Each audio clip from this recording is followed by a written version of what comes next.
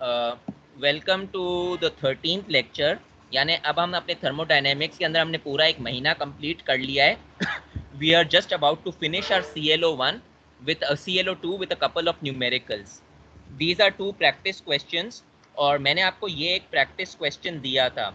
जब भी आपको कोई प्रैक्टिस क्वेश्चन मिलता है या प्रैक्टिस को छोड़ें, जब भी आपको कोई क्वेश्चन मिलता है सबसे पहले आपको अपना डेटा अरेंज करना पड़ता है उस क्वेश्चन के लिए। अब अगर आप अंडरस्टैंड करें, मैं आपसे ये पूछ रहा हूँ कि मैंने आपको एक कंडीशन दी हुई है। According to this question I have said that air at 1 bar and 25 degree is compressed to 5 bar and 25 degrees by two different mechanical processes. The trick to answer this question is, before you go on, always write your initial conditions and final conditions first. Ignore the units at this time. Ideally you should write in SI units, but if you don't write at this time you can always convert them later. तो आप एक जगह लिख लें P1 V1 और T1 भी add कर दें, क्योंकि जब हम प्रेशर वॉल्यूम टेम्परेचर की बात करते हैं थर्मोडायनेमिक्स के अंदर हमारे पास 3 पैरामीटर होते हैं। तो आप अपने डेटा में लिख लें P1 T1 V1। इसी तरह दूसरे कोने में आप लिख लें P2 V2 T2, दोनों का डेटा बना दें। आपने P1 की जगह 1 बार लिखा, T1 की जगह 298.15 केल्विन लिख दिया। P2 is 5 bar and T2 is the same temperature. अब right now you know that the temperature is not changing. If the temperature does not change, it is isothermal condition. मैं repeat कर रहा हूँ, I am repeating. If the temperature does not change, your process is under isothermal condition, and under isothermal temperature whatever happens, delta H and delta U will be 0. यानी आपको आपकी दो values तो मालूम पड़ गई जो क्वेश्चन में है, डेल्टा H और delta U, but still for working purposes you have to show me how you got it as 0. You cannot write for a 10-mark question it is 0 because it is isothermal condition. Even I know it is isothermal condition, but prove it to me how it is 0. तो ये आपके recheck के लिए आपको मालूम हो जाएगा कि आइसोथर्मल कंडीशन है, मेरी वैल्यू 0 है। अगर मुझसे कोई ये पूछे क्यों 0 है, मैंने आपको पहले बताया था delta U is always CV delta T, delta H is CP delta T. Delta means final minus initial. अगर आपका टेम्परेचर फाइनल भी वही है, इनिशियल भी वही है, तो ऑटोमेटिकली आपका आंसर 0 हो जाएगा। CV multiply by 0 0, CP multiply by 0 0। तो आपको ये तो मालूम पड़ गया। अब पार्ट ए आपको ये बोल रहा है कि मेरी जो प्रोसेस है वो दो प्रोसेसेस से हो सकती है, यानी 2 पाथ से हो सकती है। One path is cooling at a constant pressure followed by a heating at a constant volume. यानी मेरा पहला पार्ट ये है कि मैं कूल करूं प्रेशर, कांस्टेंट प्रेशर के ऊपर, फिर मैं हीट करूं कांस्टेंट वॉल्यूम के अंदर। इस प्रोसेस में क्या होगा, 1 और 25 से ये चेंज हो जाएगा 5 से 25। ये एक प्रोसेस है। दूसरी प्रोसेस क्या है कि मैं पहले हीट करूं, हीट करने के बाद मैं उसको कूल करूं कांस्टेंट प्रेशर पे। यानी पहले मैं कांस्टेंट वॉल्यूम पे हीट करूं और दूसरा मैं कांस्टेंट प्रेशर पे उसको कूल करूं। इस प्रोसेस का रिवर्स है। मगर उसके अंदर भी क्या हो रहा है, ये 1 और 25 से स्टार्ट हो रहा है, 5 और 25 पे एंड हो रहा है। तो पहले तो मैंने ये क्वेश्चन को अंडरस्टैंड किया कि मैं दो प्रोसेसेस कर रहा हूं, दोनों प्रोसेसेस के अंदर 2 स्टेज प्रोसेस है, it is not 1 stage process. अब देखें, अब मेरा असल क्वेश्चन है जो आपके लिए क्वेश्चन है, calculate the heat and work requirements. यानी मुझे आपका Q की वैल्यू चाहिए हीट की, W की वैल्यू चाहिए वर्क की, डेल्टा U की चाहिए, डेल्टा H की चाहिए of air for each path. How many paths are there? 2 paths. Path A, path B. Path A is divided into 2 parts. Path B is divided into 2 parts. अब मैंने आपको ये भी बता दिया है, the following heat capacities are assumed to be independent of temperature. CV is 20.78 joule per mole Kelvin. CP is 29.10 mole per joule per Kelvin. सबसे पहले तो आप इसके यूनिट्स देखें। यूनिट्स क्या हैं, joule per mole kelvin. Okay, CV के units क्या हैं? Joule per mole per kelvin. These are correct units. Always look at units before. Second thing, आप वैल्यू देखें. सीवी की वैल्यू क्या है? 20.78. सीपी की वैल्यू क्या है? 29.10. ये यकीनन होगी. The value of CP is always greater than the value of CV because the Mayer's equation proved it. Plus, the second important point to know is that the difference is always roughly R. R is the universal gas constant जिसकी value होती है 8.314 joule per mole kelvin. उसके unit same होंगे CP और CV के, इसीलिए वो आपस में ऐड हो रहे हैं. तो आर, तो ये रफली 8 की वैल्यू होती है, तो ये करेक्ट है. See we can be in terms of, मैं आपको दे दूं 5/2R, सी पी को मैं दे दूं 7/2R. आपने मल्टीप्लाई करने की वैल्यू आपको मिल जाएगी. फर्ज करें मैं आपको सिर्फ सीपी की वैल्यू देता हूं, सीवी की वैल्यू देता ही नहीं हूं. मैं आपको बोलता हूं CP for a particular component is 26. मुझसे कोई ये ना पूछे कि आपने सीपी की वैल्यू दी है, सीवी की वैल्यू नहीं दी है. Can you find out the value of CV? अगर मैं आपको सीपी की वैल्यू 26 दूं, यस सर. सीवी की वैल्यू आप कैसे ढूंढेंगे? मेयर्स इक्वेशन लगाएंगे. आप सिंपली करेंगे Yes. CV is equal to CP minus R. Mayer's equation का फंक्शन ही ये था कि वो आपको सीवी और सीवी की वैल्यू मिल जाए. तो आपकी वैल्यू बन जाएगी 26 माइनस 8.314. तो you will easily get your CV value. अच्छा, अब मैंने आपको फर्दर ये दिया, assume also that for this thing PVT is constant regardless of the changes it undergoes. यानी पीवीटी जो बिहेवियर है वो कांस्टेंट है, ignoring the minor fluctuations which are possible. At 25 degrees and 1 bar, 25 degree और 1 बार initial conditions थी या final condition थी? ये इनिशियल कंडीशंस थी. मैंने आपको ये भी बता दिया the molar volume of air is this. तो आप ये वॉल्यूम V1 की जगह भी लिख सकते हैं. Point two note, this is not volume, this is molar volume. Volume के यूनिट्स मीटर क्यूब होते हैं, मोलर वॉल्यूम के यूनिट्स मीटर क्यूब पर मोल होते हैं, या स्पेसिफिक वॉल्यूम के यूनिट्स मीटर क्यूब पर केजी होते हैं. अगर आपको इन टर्म्स के अंदर यूनिट्स मिलें तो आप, जैसे आपने सीपीपी 1 में अज्यूम किया था, बेसिस को ले लें. तो बेसिस लेकर आप इसके यूनिट्स वॉल्यूम के यूनिट्स के अंदर ला सकते हैं. आप क्या करेंगे? आप ये कर लेंगे, I assume that all my questions are done for 1 mole basis. 1 mole basis अगर आप करेंगे तो this will multiply by 1 mole. This mole and this mole will cancel out. You would be left with metre cube. अब मेरा जो ये question है, जो मैं आपसे डेल्टा यू पूछ रहा हूँ, डेल्टा यू पूछ रहा हूँ, एक सेकंड सर ये म्यूट करते हैं, नॉइस सर. मैं यही करने लगा हूँ.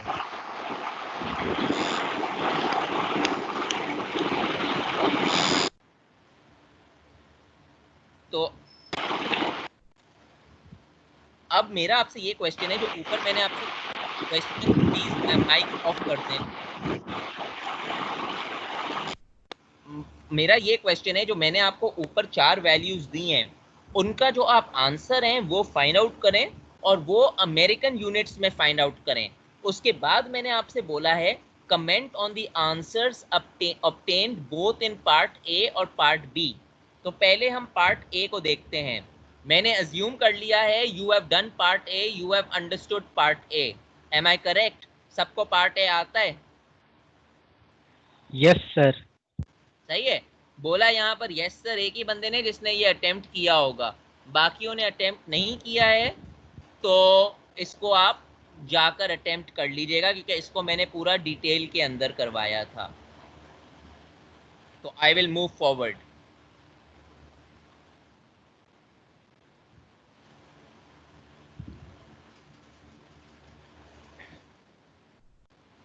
बाद में फिर रोना है.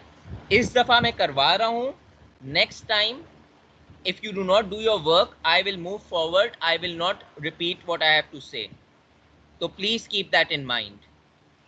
First and last warning. अच्छा, अगर मुझे अपना क्वेश्चन करना है, मैंने आपको कहा है अभी मैं पार्ट प्रोसेस ए की बात कर रहा हूं. प्रोसेस ए क्या है? Cooling at a constant pressure followed by a heating at a constant volume. सबसे पहले तो वही करें जो मैंने आपको बोला है, always right the given data and assume 1 mole basis. Why am I assuming 1 mole basis? Because the unit for volume over here is mole inverse. Chalo, I write my data. My P1 is 1 bar, my V1 is this volume, my T1 is this temperature. Similarly, I write my P2, V2 and T2. First and foremost, try to write as much information as you can. इससे पहले मैं आगे जाऊं, मुझे V2 की value मिल सकती है। कैसे मिल सकती है V2 की वैल्यू? ये गिवन नहीं थी, ये गिवन नहीं थी, but the question said isothermal conditions. Under isothermal condition you should know that Boyle's law should be applicable, क्योंकि बॉयल्स लॉ की कंडीशन ही ये होती है, pressure is inversely proportional to volume provided that the temperature is constant. तो आपने Boyle's law लगाकर V2 ढूंढ लिया 0.004958 मीटर क्यूब, ये एक तरीका था। दूसरा तरीका ये था, which is also related to Boyle's law, आप कंपैरिजन कर लेते, आप ये देखते कि कंडीशन 1 के ऊपर मेरा प्रेशर 1 बार है, कंडीशन 2 के ऊपर मेरा प्रेशर 5 बार है। इसका मतलब क्या हुआ कि कंडीशन 2 के ऊपर जो प्रेशर है वो मल्टीप्लाई बाय 5 हो गया, 5 टाइम्स द प्रेशर हो गया। Pressure is inversely proportional to volume, तो अगर V1 की मेरी वॉल्यूम है, इनवर्स प्रोपोर्शनल मतलब कि वो 5 टाइम्स डिक्रीज कर जाएगा।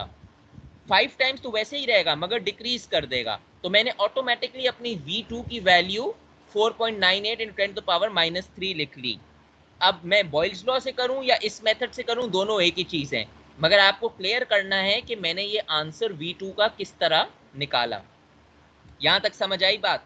तो अब मुझे मेरे सारे पैरामीटर्स आ गए, मेरे पास मेरा P1 आ गया, V1 आ गया, T1 आ गया, P2 आ गया, V2 आ गया, T2 आ गया। अब मैं अपने क्वेश्चन को 2 पार्ट्स के अंदर ब्रेक करूं।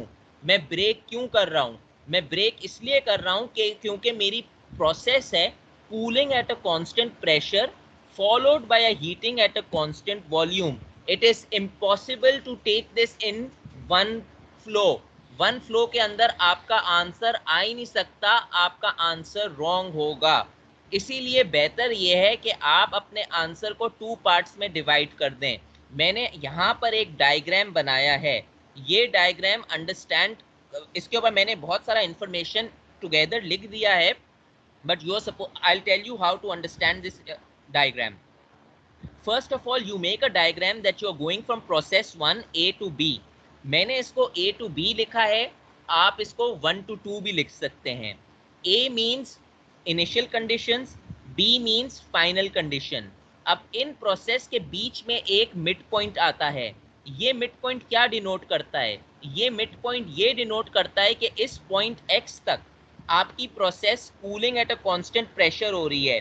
A से लेकर X तक cooling at a constant pressure हो रही है, X से लेकर B तक ये heating at a constant volume हो रही है। तो आपने अपनी प्रोसेस को 2 में ब्रेक कर दिया। सबसे पहले आप जो आपकी A कंडीशन है यानी 1 कंडीशन है वो आप यहाँ पर लिख लें, आपकी जो 2 कंडीशन है वो आप यहाँ पर लिख लें, कोई मसला नहीं है, आपने अपनी कंडीशन लिख ली है। अब X के ऊपर क्या कंडीशन है? X के ऊपर भी कोई कंडीशन होगी, यहाँ पर आपको थोड़ा सा इंटेलिजेंस यूज करना होगा। वो किस तरह? अगर प्रेशर की बात करते हैं, अगर आप ये देखें A to X में जा रहा हूं एट अ कांस्टेंट प्रेशर, मुझे X का प्रेशर नहीं मालूम, तो X का प्रेशर वही होगा जो A का प्रेशर होगा, because A to X is at constant pressure. So if A is at 1 bar, that automatically means that Px would also be at 1 bar. Similarly, volume of X, आपको मालूम है कि X to B constant volume के ऊपर है। इसका मतलब ये हुआ जो फाइनल पोजीशन की वॉल्यूम होगी 4.958 × 10⁻³ वो ही मेरी Vx की वॉल्यूम होगी, क्योंकि ये कांस्टेंट वॉल्यूम है। आप ये वाली वॉल्यूम Vx पे नहीं लिख सकते, पोजीशन 1 की वॉल्यूम। उसकी वजह यह है कि ये कांस्टेंट प्रेशर प्रोसेस है, ये कांस्टेंट वॉल्यूम प्रोसेस नहीं है। तो आपने अपनी कांस्टेंट वॉल्यूम पोजीशन बी से देखकर लिख ली। अब आपने सिर्फ टेम्परेचर देखना है। अब देखें, अब अगर a टू x की बात करें, a टू x के अंदर कोई डेल्टा h की वैल्यू होगी, कोई डेल्टा u की वैल्यू होगी, कोई q की वैल्यू होगी, कोई w की वैल्यू होगी। ये चारों वैल्यू a टू x के बीच में होंगी। यही चारों वैल्यू x टू b के बीच में होंगी। I cannot say delta h and delta u is equal to 0. Why can I not say that? Because delta u is equal to 0 only under isothermal condition. अगर मैं इसको 0 कर दूं तो मैं अज्यूम ये कर रहा हूं कि Tx भी मेरा 298.15 है। अगर मैंने ये अज्यूम कर लिया तो मैं आगे जा ही नहीं सकता, सब कुछ ही कांस्टेंट हो गया। तो यहां पर मैं इसको डेल एच कोई वैल्यू लिखूंगा, डेल यू को कोई वैल्यू लिखूंगा। हाँ, अगर मैं ये बोलता कि मैं पॉइंट 1 से पॉइंट 2 जा रहा हूं, तो यहां पर देखें मैंने लिखा है delta H is equal to 0, delta U is equal to 0। ये क्यों लिखा है? क्योंकि यहां पर 298.15 है और यहां पर 298.15 है। तो अगर मैं डायरेक्ट ए टू बी जा रहा हूं, I can write it as 0, but I am going in steps, so I cannot write राइट दिस एज 0। आई डू नॉट नो ये वैल्यूज कितनी हैं, तो अपनी मर्जी से मैं 0 नहीं लिख सकता। यहां तक बात समझ आई? अगर यहां समझ आई तो I will move on. Yes sir. चलें, यस सर, आगे। अब मैं मेन क्वेश्चन की तरफ जाता हूं। सबसे पहले तो देखें, मैं अपने प्रॉब्लम को हाफ में डिवाइड कर लूं। I should focus on cooling at a constant pressure first. When I talk about constant pressure और मैं बोल रहा हूं कि पीवीटी रिलेशंस चेंज नहीं हो रहे, वो कौन सा गैस लॉ है जो कांस्टेंट प्रेशर के ऊपर यूज होता है? अगर मुझे टेम्परेचर ढूंढना है, Charles law. Sir, Charles law. मैं तो मुझे सबसे पहले चार्ल्स लॉ लगाना पड़ेगा। चार्ल्स लॉ क्यों लगाना पड़ेगा? क्योंकि मुझे यहाँ पर टेम्परेचर नहीं मालूम। I need to find out this temperature. To find out this temperature I apply Charles law. So I apply Charles law, which is nothing but V1 upon T1 is equal to V2 upon T2. Let's make it clearer. To make it clearer, it should be V1 upon T1 is equal to Vx upon Tx, because V2 upon T2 हम final volume के लिए use करते हैं, हम अभी x पे focus कर रहे हैं। तो V1 upon T1 is equal to Vx upon Tx। मुझे V1 की वैल्यू मालूम है, मुझे T1 की वैल्यू मालूम है, मुझे Vx की वैल्यू मालूम है, मुझे सिर्फ Tx नहीं मालूम है। तो Tx की वैल्यू मुझे यहां से मिल गई, विच इज 59.63 केल्विन। इसका मतलब ये हुआ कि ये जो पूरी प्रोसेस हो रही है ना A टू B, इस प्रोसेस के बीच में X का कोई रिलेटिव टेम्परेचर था, 59.13 था बाय कैलकुलेशन। ऑटोमेटिकली ये मुझे बताता है कि ये डेल्टा H और डेल्टा U 0 नहीं हो सकते थे, क्योंकि यहाँ पर कोई और टेम्परेचर था। तो अगर मैं अपनी मर्जी से इसको 298.15 लिख लेता तो ये आंसर सॉल्व नहीं होता। तो ये मेरा पहला स्टेप था कि आई फाइंड आउट द टेम्परेचर। जब मुझे टेम्परेचर मालूम पड़ गया, now I can apply my other principles. अगर मुझे पहले मैं कांस्टेंट प्रोसेस की बात कर रहा हूं, तो मेरे दिमाग में क्या आता है कांस्टेंट प्रोसेस के बारे में?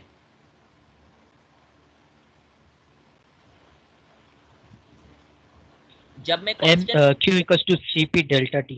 हाँ सॉरी, कांस्टेंट प्रोसेस बोला, I should have said constant pressure. जब मैं कांस्टेंट प्रेशर की बात कर रहा हूं, तो सबसे पहले मेरे दिमाग में आना चाहिए कि constant pressure means enthalpy, constant volume means change in internal energy. Constant pressure की बात कर रहा हूं, delta H is equal to Cp delta T।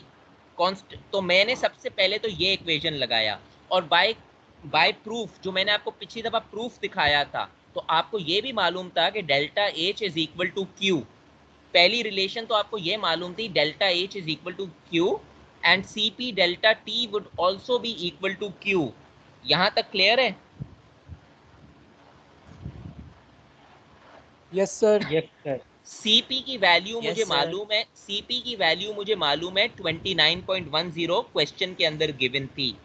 जो T की वैल्यू है, it is final minus initial. Delta T means final minus initial. अगर मैं अपना डायग्राम देखूं, मेरे अकॉर्डिंग टू माय डायग्राम जो मेरी x वैल्यू है for process A to X value is my final value, A value is my initial value, because my process is only divided into half. तो अगर मैं final minus initial करूं, it is going to be 59.163 minus 298.15. So that would give me a Q value of minus 6941 joule, which is also equal to delta H. Yesterday someone asked me, delta H cannot be negative. Delta H can be negative. Both delta H and delta U can have a negative value. Only entropy cannot have a negative value. तो मैं repeat करता हूँ, in thermodynamics, delta U can have a negative value, delta H can have a negative value, delta S can never have a negative value. Delta S is entropy. Entropy की सबसे lowest value होती है 0, which is a completely reversible process. We will talk about entropy when we come on to the second law of thermodynamics. तो automatically मेरी delta H की value क्या है? -6941 joule. एक दफा जब मैंने डेल्टा एच निकाल दिया, और अब मुझे क्या निकालना है? मुझे इंटरनल एनर्जी का चेंज निकालना था. तो अब मैं enthalpy relating with internal energy वाला इक्वेशन लगाऊं, which is delta H is equal to delta U plus PV. Delta H की वैल्यू मुझे मालूम है -6941 जूल, यहां से निकाली, is equal to delta U. This is what I need to find out. Plus enthalpy के अंदर प्लस आता था फॉर्मूले में, plus 1 into 10 to the power 5. ये मुझे आया प्रेशर से. इनिशियल 1 की कंडीशंस क्या थी? कांस्टेंट प्रेशर था ना. Constant pressure was 1 bar. Always change it into pascal. 1 into 10 to the power 5. The volume was changing in this equation.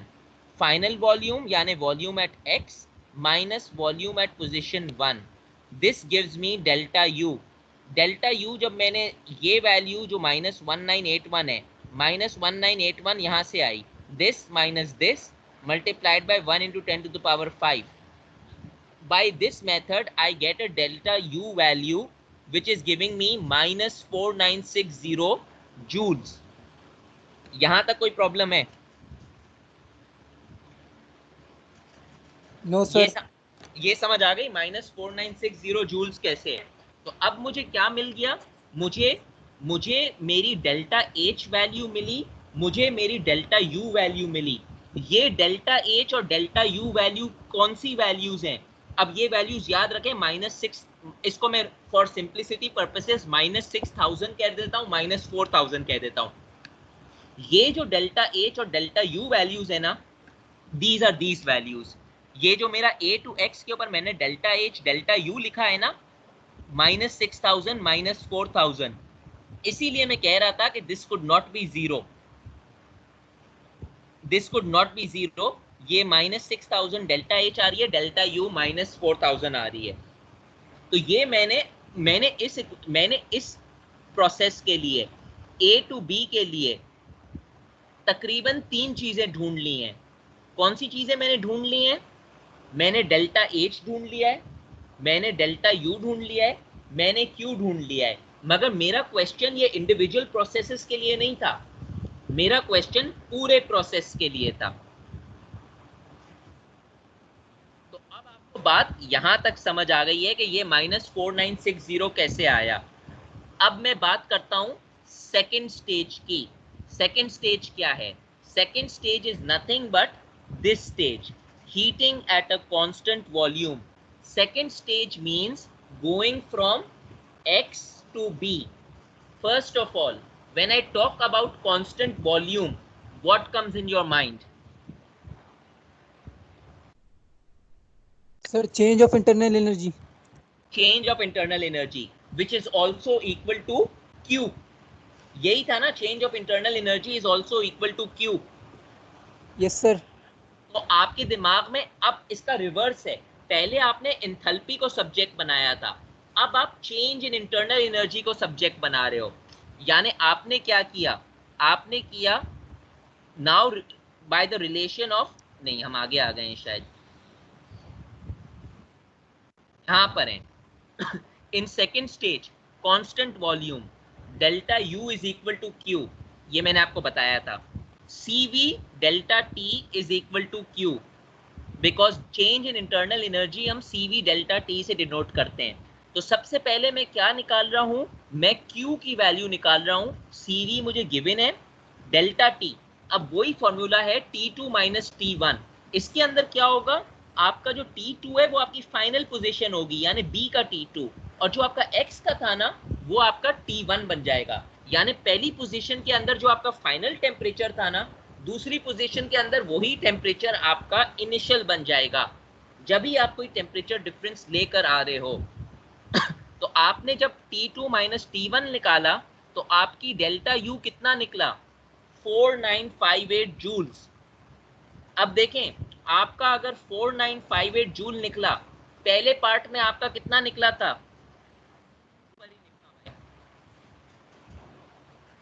4960। ये कैलकुलेशन की वजह से थोड़ा सा डिफरेंस है, 10-12 जूल्स का फर्क नहीं होता है। तो आप ये लिख सकते हैं कि 4958 इज इक्वल टू 4960। तो अगर एक वैल्यू माइनस 4960 है, दूसरी प्लस 4958 है, अगर आपने उसको 4960 लिखा, ओवरऑल डेल्टा यू कितना हो गया,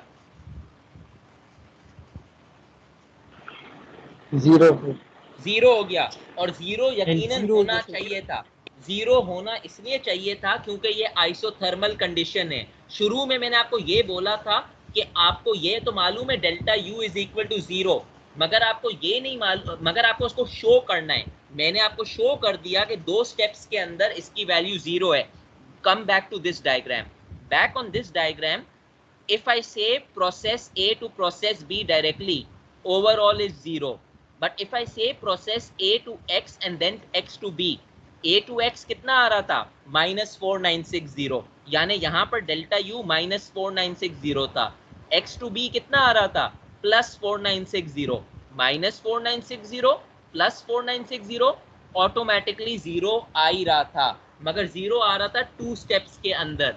direct was just method to recheck it. बात समझ आई कि 0 कैसे आया। जी सर। तो इसके लिए आप ये लिख सकते हैं कि आपको ये मालूम है 0। अब आपको इस स्टेप के लिए टोटल हीट भी ढूंढनी है। टोटल हीट आपको कैसे मिलेगी, टोटल हीट के अंदर कोई मुश्किल बात नहीं है। टोटल हीट भी 2 स्टेप में डिवाइड होगी। पहले स्टेप में देखें, आपने टोटल हीट यहां से ढूंढी थी, Q is equal to minus 6941 joule is equal to delta H। आपने CP डेल्टा T से Q ढूंढा था। दूसरे स्टेप के अंदर आपने Q ढूंढा था CV डेल्टा T से, 4958 से। आप दोनों को ऐड कर दें टोटल Q के लिए। Total Q is minus 6941 plus 4958, आपका टोटल मिल गया माइनस 1983 जूल। यानी आपकी टोटल जो Q है वो है माइनस 1983 जूल्स। रीजन मैंने इसको BTU में लिखा हुआ है क्योंकि मैंने क्वेश्चन में बोला था give your answer in American units. फिर मैं इसको कन्वर्ट कर दूंगा कि 1055 जूल इज 1 BTU, तो मेरा जो टोटल Q है दैट इज माइनस 1.879 BTU। आपको टोटल Q मालूम पड़ गया कितना है, माइनस 1983। कैसे आया,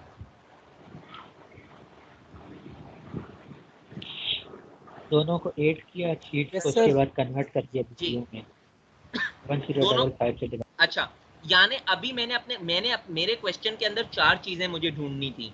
एक चीज मुझे ढूंढनी थी Q, एक चीज मुझे ढूंढनी थी डेल्टा H, एक चीज मुझे ढूंढनी थी डेल्टा U, चौथी चीज मुझे ढूंढनी थी W। मैंने 4 में से 2 ढूंढ ली है। मैंने टोटल Q ढूंढ ली है, ये आपके सामने है माइनस 1983 जूल। मैंने आपके सामने डेल्टा U भी ढूंढ लिया है, डेल्टा U 0 है। अब जब मैं 0 है, यहां पर मैंने एक रिलेशन लिखा है, delta H is equal to delta U is equal to 0। अब मैंने यहां पर एक स्टेप खाया है। मैंने ये क्यों लिखा है, मैंने इसलिए लिखा है कि delta H is equal to delta U is equal to 0, क्योंकि मुझे मालूम है टेम्परेचर चेंज नहीं हो रहा है। जब मैंने डेल्टा U को प्रूव कर कर दिखा दिया तो डेल्टा H भी प्रूव हो जाएगा। अब यहां पर मुझे सम स्टूडेंट आस्क्ड मी कि how is this equal, because अगर, और बात उसकी सही थी, बात आप ये देखें कि यहाँ पर मैं बोल रहा हूँ कि delta U is equal to 4958 joules, यहाँ पर मैं बोल रहा हूँ कि delta H is equal to 6941 joule. मैंने डेल्टा U को तो दिखा दिया कि 4960 and 4958 is equal to 0 BTU, मगर मैं डेल्टा H को कैसे दिखाऊंगा कि that is also equal to 0 for the first part. अब यहाँ पर मैं आपको एक चीज बताना चाहता हूँ। I would like to tell you, did I mention this before? How many forms can enthalpy have? The enthalpy equation.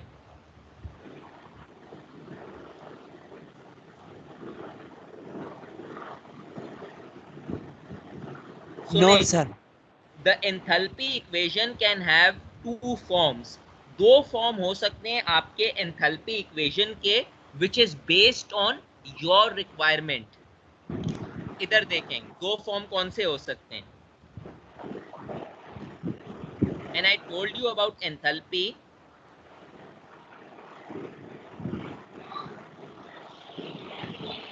Mic off करने please, this is important. When I told you about enthalpy, delta H is equal to delta U plus D delta PV. सही है, this is delta PV. अगर मैं इसके ऊपर differential लगाऊंगा या solve करूंगा, मैंने आपको एंथैल्पी में दिखाया था कि एक जगह चेन रूल अप्लाई होता है। तो if I further solve it, this delta means that at one time either pressure is constant or volume is constant. इसका यस सर, मतलब, आपने बताया था। इसका मतलब ये, मैं दोबारा बता देता हूँ क्योंकि कुछ लोग बोलते हैं नहीं बताया तो I can just say it again.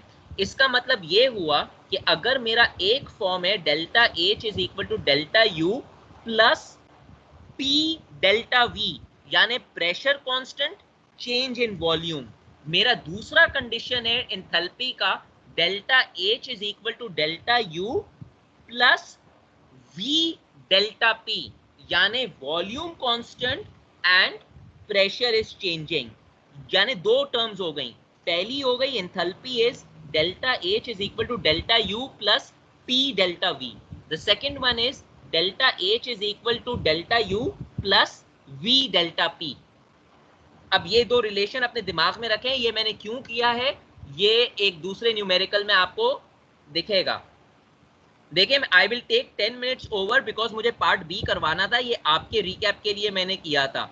If anyone says that we want to go, you are free to go at 4 o'clock. Your attendance is going to be marked because you were in class.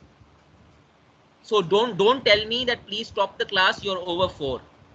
मुझे 4:10 4:15 बज जाएंगे। जो जाना चाहता है चुपचाप चले जाए, आपका टाइम, आपकी अटेंडेंस मार्क हो जाएगी, प्रेजेंट हो जाएगी, क्योंकि आप 4 बजे तक अगर थे। तो मुझसे कल किसी स्टूडेंट ने ये पूछा कि ये आप एंथैल्पी को भी प्रूव कर कर दिखाएं कि पार्ट 1 के अंदर एंथैल्पी भी 0 हुआ है। मैंने उनको यहाँ पर डेल्टा यू प्रूव कर कर दिखाया था।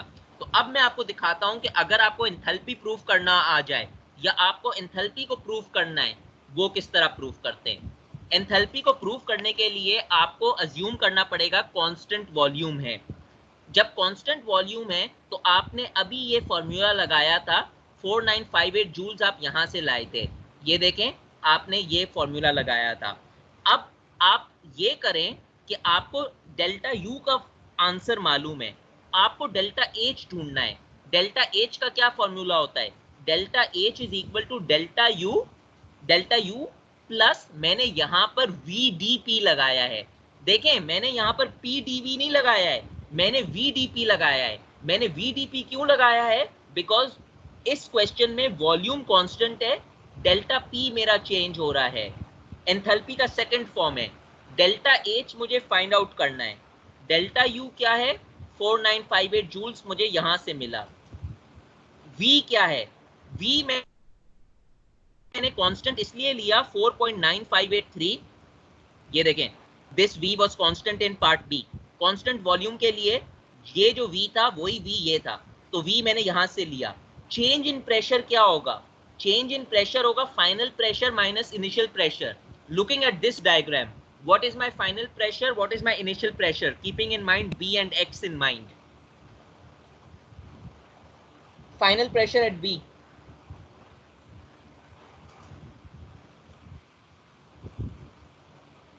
जी 5 minus 1. फाइनल ओपन सिंपल कर कर बताएं ताकि लोगों को समझ आए। 5 - 1 तो मुझे मालूम है। Final pressure at B sir final pressure at B 5 bar होगा और इनिशियल 1 बार होगा। इनिशियल 1 बार होगा। तो मैं इसको क्या करूंगा, मैंने यहां पर किया 5 - 1 4 आ गया, और मैंने इसको 10 to the power 5 से इसलिए मल्टीप्लाई किया क्योंकि मैं एसआई यूनिट के अंदर चला गया। तो अगर मैंने इसको किया तो ये देखें 4958 यहां पर आया मेरा वैसे के वैसा। जब मैंने इसको सिंप्लीफाई किया मेरा पॉजिटिव 1983 आया। डेल्टा एच कितना आया, 6941 आया कांस्टेंट वॉल्यूम के लिए। कांस्टेंट प्रेशर में कितना आ रहा था डेल्टा एच, ये आपको कर कर दिखाया था, -6941 आ गया जीरो। 6941 - 6941 टोटल आ गया जीरो। ये एक एक्स्ट्रा स्टेप था जो मैंने दिखाया नहीं था, मगर मुझे एक स्टूडेंट ने ये पूछा कि आपने delta H is equal to delta U क्यों लिखा। मैंने उसको ये कहा मैंने इसलिए लिखा क्योंकि अगर मैंने डेल्टा यू को दिखा दिया तो ऑटोमेटिकली डेल्टा एच भी जीरो होगा, क्योंकि दोनों का टेम्परेचर कांस्टेंट है। मगर अगर मैंने आपको प्रूफ करने के लिए बता दिया कि इसको प्रूफ कर कर दिखाएं कि क्यों जीरो है, तो आपको एंथैल्पी का दूसरा फॉर्म लेना पड़ेगा और आपका जीरो आ जाएगा। It will definitely be sir zero. आप जी सर 5 - 1 वाला पार्ट जरा रिपीट करेंगे अभी जो आपने समझाया। बताता हूं, एक second. It will definitely be zero because it is under isothermal condition. 5 - 1 मैंने ये बोला, एंथैल्पी का फॉर्मूला क्या है, V delta P। Delta P का क्या मतलब हुआ, final pressure minus initial pressure. Based on this diagram eight a constant volume process, constant volume आपकी x to b के बीच में हो रही है। कांस्टेंट वॉल्यूम के लिए आप a to x को इग्नोर करेंगे। अगर a to b देखें, फाइनल प्रेशर क्या है, b का प्रेशर 5 बार, x का प्रेशर क्या है 1 बार। तो ऑब्वियसली 5 - 1 4 और फिर 4 × 10 to the power 5 करोगे। कांस्टेंट जिस तरह कांस्टेंट वॉल्यूम था, कांस्टेंट वॉल्यूम में this volume minus this volume थी। तो ये बात समझ आई कि डेल्टा एच को भी मैंने किस तरह प्रूफ कर दिया। ये समझ आया कि जीरो कैसे आया। जी जी सर। Yes sir. अच्छा, तो अब मैंने आपको ये भी दिखा दिया कि डेल्टा एच कैसे जीरो है, डेल्टा यू कैसे जीरो है, और मैंने आपको ये दिखा दिया कि टोटल क्यू कैसा है। अब अगर आपको टोटल डब्ल्यू ढूंढना है तो ऑटोमेटिकली आप डब्ल्यू पहले पार्ट का ढूंढे, डब्ल्यू दूसरे पार्ट का ढूंढे, मगर ये करने के लिए आप थोड़ा सा टाइम जाया करेंगे। एक स्मार्ट स्टूडेंट क्या करेगा, अ स्मार्ट स्टूडेंट नोस के मैंने टोटल क्यू ढूंढ लिया है। A smart student also knows के मैंने टोटल डेल्टा यू भी ढूंढ लिया है, जो कि जीरो था बट मैंने प्रूव कर लिया है। तो अगर मुझे टोटल डब्ल्यू ढूंढना है, rather than dividing into two parts, मैं डायरेक्टली फर्स्ट लॉ थर्मोडायनेमिक्स का अप्लाई करूं। तो उसने क्या किया, उसने डायरेक्टली फर्स्ट लॉ अप्लाई किया, delta U is equal to 2 + W।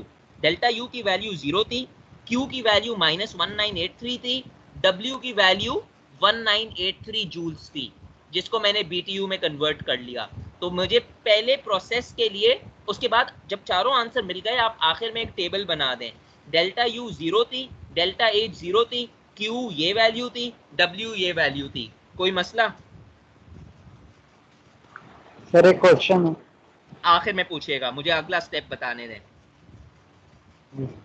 Question अपना लिख लीजिए, मैं आपको आखिर में टाइम दूंगा। Any problem till these 4 values?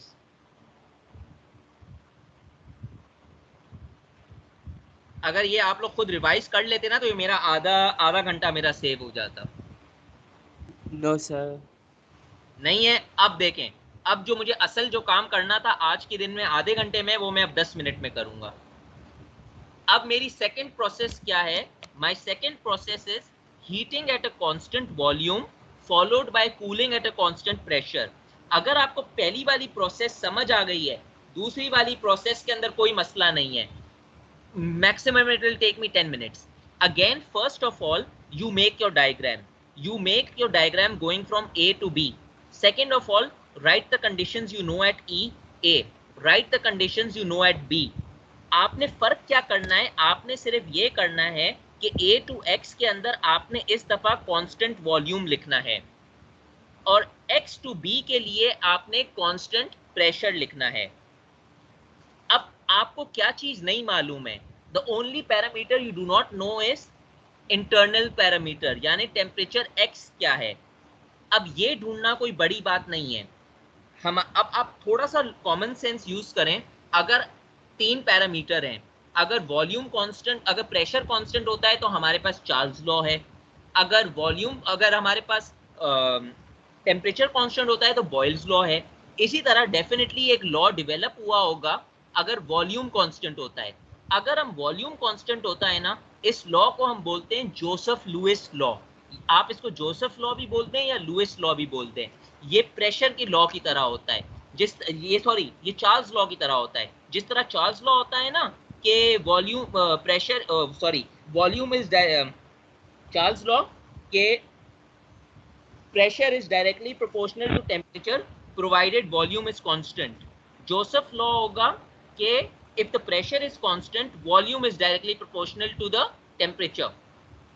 If the volume is constant, pressure is directly proportional to the temperature. तो आप क्या करेंगे, आपने जिस तरह चार्ल्स लॉ लगाया था ना, आप उस तरह जोसेफ्स लॉ लगाएंगे। चार्ल्स लॉ में क्या था, V1 upon T1 is equal to V2 upon T2। Joseph's law के अंदर क्या है, T1 upon T1 is equal to P2 upon T2। आपको एक इंटरमीडिएट टेम्परेचर मिला 1490.75। Point to be noted, most important point, जब आपने कांस्टेंट वॉल्यूम पहले लगाया था, फिर कांस्टेंट प्रेशर लगाया था, जब आपने प्रेशर पहले लगाया था फिर कांस्टेंट वॉल्यूम लगाया था, आपका इंटरमीडिएट टेम्परेचर 59 आ रहा था। जब आपने कांस्टेंट वॉल्यूम पहले लगाया है, कांस्टेंट प्रेशर बाद में लगा रहे हो, तो आपका इंटरमीडिएट टेम्परेचर 1490 आ रहा है। The intermediate temperature will depend upon what process is being done first. वो वाली प्रोसेस पहले हो रही है या ये वाली प्रोसेस हो रही है। घबराने की बात नहीं है, इसको देखकर you follow the same procedure. सबसे पहले तो मुझे ये बताएं कि अगर मैं A to X जा रहा हूं, A to X क्या है, constant volume process. What comes in my mind for a constant volume process? सबसे पहली चीज मुझे क्या मिलेगी, delta U equal to Q। Delta U मिलेगी। जब मैं कांस्टेंट वॉल्यूम की बात करता हूं तो पहले आप डेल्टा U की तरफ जाया करें। तो सबसे पहले मैं क्या करूंगा, कांस्टेंट वॉल्यूम प्रोसेस है, मैं डेल्टा U की वैल्यू करूंगा। पूछें, जल्दी पूछें, चलें। सर ये जोसेफ लॉ की जगह पे चार्ल्स लॉ क्यों नहीं लगा? चार्ल्स लॉ इसलिए नहीं लगा बिकॉज यहाँ पर ये देखें, मैंने कांस्टेंट वॉल्यूम लिखा हुआ था, यहाँ पर क्या है, कांस्टेंट प्रेशर है। These are two different laws. Charles law यहाँ पर कांस्टेंट वॉल्यूम है।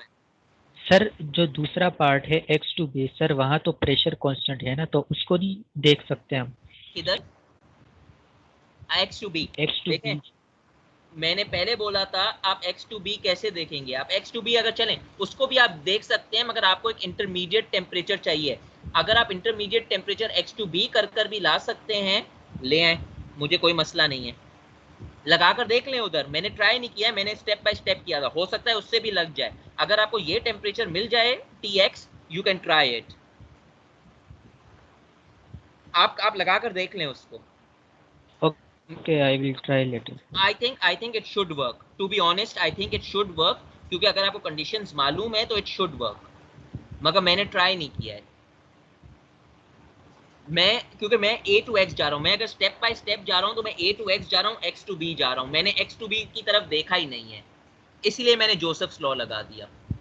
अच्छा, सबसे पहले जब मैंने बात की कांस्टेंट वॉल्यूम की, तो मुझे मालूम है कि मुझे मेरा डेल्टा U मिल जाएगा, और delta U is also equal to Q। तो I find out my delta U। Delta U मुझे देखें 24,782 मिला है। अगेन पॉइंट टू नोट, जब मैंने पहला स्टेज किया था तो मेरा डेल्टा U 4960 आ रहा था। जब मैंने ये वाला प्रोसेस किया है तो मेरा डेल्टा U 24782 आ रहा है फॉर दैट पर्टिकुलर पार्ट। कोई मसला नहीं है। जब मुझे मेरा डेल्टा U मालूम है, अब मैं एक कांस्टेंट प्रेशर की बात भी कर सकता हूं। कांस्टेंट प्रेशर मैंने अभी लगा दिया। मैंने कांस्टेंट प्रेशर इसलिए लगा दिया क्योंकि मुझे बाद में सेकंड पार्ट के लिए यूज करना होगा कांस्टेंट प्रेशर ओवर हियर। जब मैं कांस्टेंट प्रेशर की बात करता हूं तो मुझे मेरी क्या चीज मिलेगी, मुझे मेरी चेंज इन एंथैल्पी मिल जाएगी। तो अगर मैंने कांस्टेंट प्रेशर पे लगा दिया तो मुझे यहाँ पर मेरा चेंज इन एंथैल्पी मिल गया, same thing. The only thing you need to keep in mind is constant volume के लिए देखें, मैं कांस्टेंट वॉल्यूम के लिए कर रहा था a to x, तो a to x के अंदर मेरा T2x का T2 था और a का मेरा T1 था, और कांस्टेंट प्रेशर के लिए मैं कहाँ जा रहा हूँ, x to b, तो मेरा जो b है वो फाइनल टेम्परेचर है, x मेरा इनिशियल टेम्परेचर है। तो यहाँ पर मुझे मेरी डेल्टा H की वैल्यू मिल गई। सबसे पहले तो चलो मैंने डेल्टा U डेल्टा H की वैल्यू निकाल दी। अब मुझे क्या करना चाहिए,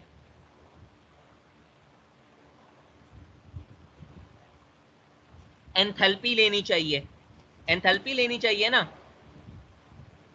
अब एंथैल्पी के लिए मैं कोई भी दो फॉर्मूला यूज कर सकता हूं क्योंकि मैंने दोनों निकाल दिए। लेट्स से मैं एंथैल्पी के लिए फर्स्ट वाला यूज करता हूं, ये वाला यूज करता हूं, सही है। कौन सा वाला मैं यूज कर रहा हूं एंथैल्पी के लिए, प्रेशर कांस्टेंट वॉल्यूम चेंजिंग। मैं क्या कर रहा हूं, delta H is equal to delta U plus PV। सबसे पहले मैंने डेल्टा H लगाया, डेल्टा H ये रहा मेरा -34,7055। उसके बाद मैंने डेल्टा U ढूंढना है, प्लस प्रेशर मेरा क्या है 5 × 10⁵। How do I know it is 5 × 10⁵?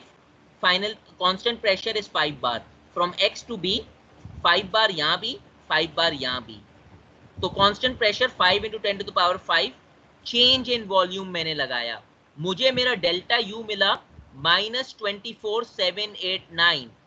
ये नोट करें -24,789, इज इट रफली equal to this? Yes it is.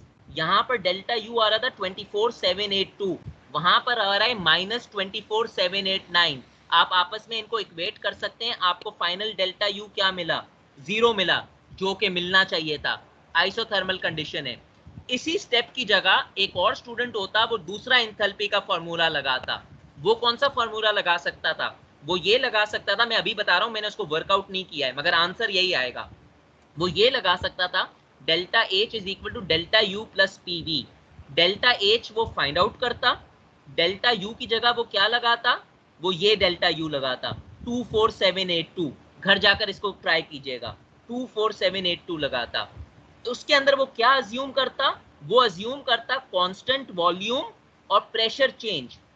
Constant volume के लिए वो अज्यूम ये करता, जो उसकी वॉल्यूम आ रही है 4.98 × 10⁻³ प्रेशर चेंज के लिए वो क्या करता, 5 - 1 4 × 10⁵। उसका आंसर क्या आता, लिख कर रख लें कहीं पर, उसका आंसर समथिंग आता, probably something close to this, +34,705 के करीब कोई आंसर आता। Your homework task is to try this and prove to me कि यही आंसर आता। बात समझ आई?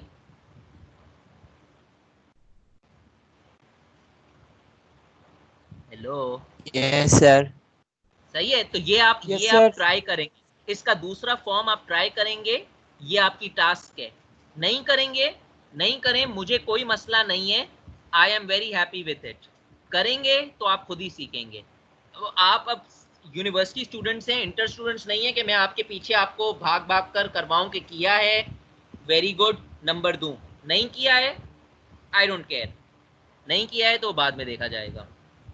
चलें, अब मुझे मेरा यहाँ पर क्या मिल गया, मुझे मेरा डेल्टा U मिल गया विच इज रफली दिस, और मुझे मेरा टोटल Q ढूंढना है। Can I find my total Q?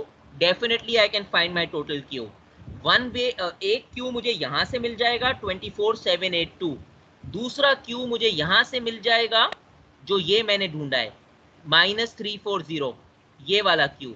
जब मैं दोनों को ऐड कर रहा हूं तो मेरा टोटल Q बन रहा है -9953 जूल। इसको जब मैंने कन्वर्ट किया तो -9.434 BTU बन गया। टोटल डेल्टा U क्या बना, टोटल डेल्टा U बना 0। कैसे 0 बना, अभी मैंने आपको दिखाया, 24.782 - 24,782। Another student could have done it with enthalpy, कि उसने एंथैल्पी को इस तरह 0 कर कर किया होता। वो भी करेक्ट था। तो अब मेरा टोटल U अगर मेरा 0 है, मुझे मालूम है, और मुझे मेरा Q भी मालूम है, यहां पर मैंने एंथैल्पी को इसलिए लिख दिया temperature constant delta H is equal to delta U 0 joules. मुझे मेरा अगर टोटल Q मालूम है, मुझे मेरा U मालूम है, डेल्टा U मालूम है, क्या मुझे मेरा W मिल सकता है? Yes sir. Can I? बिल्कुल वही चीज है।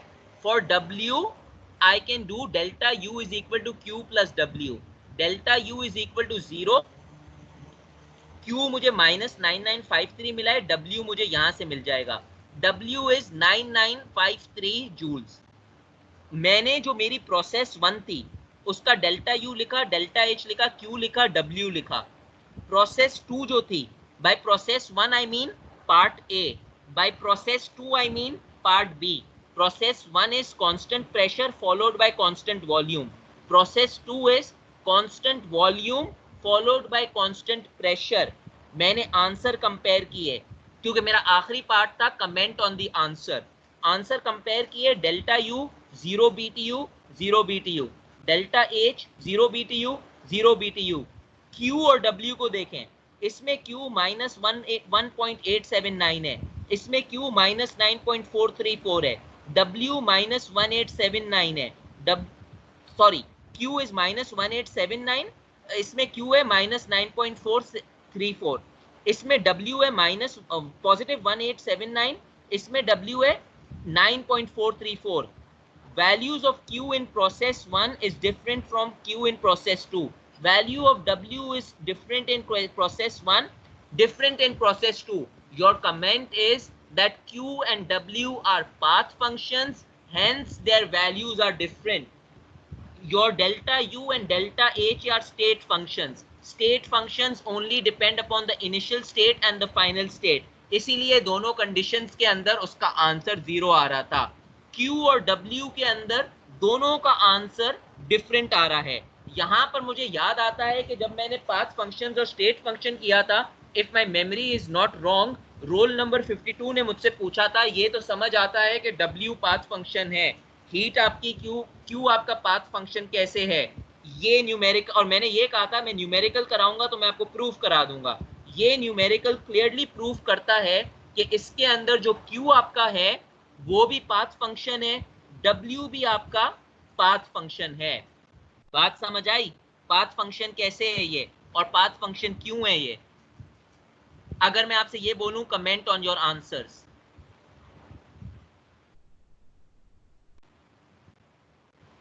ये मैंने आपको पूरा न्यूमेरिकल करवा दिया। तो यहाँ पर मैं क्लास स्टॉप करूंगा। पहले तो मुझे रिकॉर्डिंग स्टॉप करने दें और मुझे 1-2 इंस्ट्रक्शंस हैं उसके बाद।